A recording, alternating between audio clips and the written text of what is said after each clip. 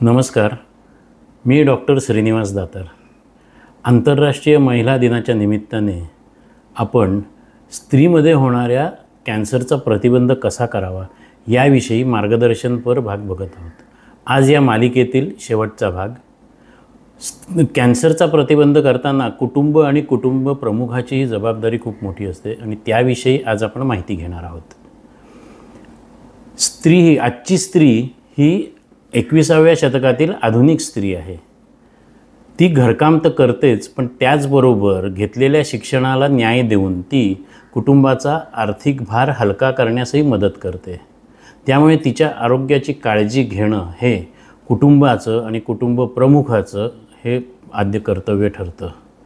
पूर्वीच्या काळी काय असायचं की स्त्री ही घरात असायची, घरात राहून ती घरकाम करायची, मुलांचं संगोपन करायची आणि हे करताना जे जे आवश्यक आहे त्या सगळ्या गोष्टी करत असे. पण आज हीच स्त्री घराबाहेर पडल्यामुळे नोकरीमध्ये तिचा अधिक वेळ जातो, प्रवासात अधिक वेळ जातो, घरामध्ये जास्त वेळ देता येत नाही. अशा वेळेस तिच्या जोडीदाराचं हे कर्तव्य ठरतं की त्यांनी तिला घरामध्ये घरकामामध्ये अधिकाधिक मदत करायला हवी. आणि हे केल्यास स्त्रीचं शारीरिक व भावनिक स्वास्थ्य राहण्यास मदत होते. स्त्रीच्या आयुष्यामध्ये रजस्वला, गर्भारपण आणि रजोनिवृत्ती अशी वेगवेगळी स्थित्यंतरं येत असतात. हार्मोन्सचे होणारे स्त्राव हे याला कारणीभूत असतात आणि या वेगवेगळ्या स्थितींमध्ये तिची शारीरिक आणि मानसिक अवस्था ही वेगवेगळी असते. योग्य डॉक्टरचा सल्ला घेऊन याविषयी अधिक माहिती जाणून घेऊन तिच्या पाठीशी भक्कमपणे उभं राहण्याची गरज असते आणि हे त्या जोडीदाराचं कर्तव्य ठरतं. कुटुंब नियोजन, त्याचबरोबर मूल होत नसेल तर घेतली जाणारी चिकित्सा किंवा काही कारणापरत्वे पाळी पुढे ढकलणे यासाठी हार्मोन्सचं सेवन या स्त्रीकडून वेळोवेळी होत असतं. आणि हे होणारं सेवन हे भविष्यामध्ये खूप घातक ठरू शकतं, तिच्या आरोग्याला खूप धोकादायक ठरू शकतं.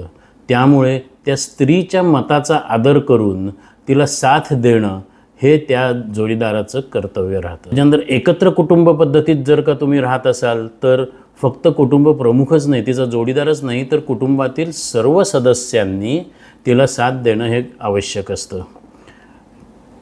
माझे कुटुंब माझी जबाबदारी ही घोषणा जशी कोरोनाच्या काळामध्ये दिली गेली तशीच ती या बाबतीतही उपयोगी पडते.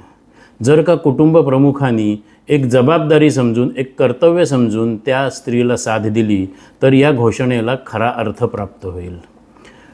शेवटी एवढंच म्हणेन की आपण जे मालिकेमध्ये 8-10 दिवस आपण वेगवेगळे विषय बघतोय, ज्यामध्ये आहार झाला, विहार आहे, रसायन चिकित्सा आहे, पंचकर्म आहे, मानसिक स्वास्थ्य आहे, योग आहे, शिवाय स्क्रीनिंग म्हणजे वेळोवेळी केल्या जाणाऱ्या तपासण्या आहेत.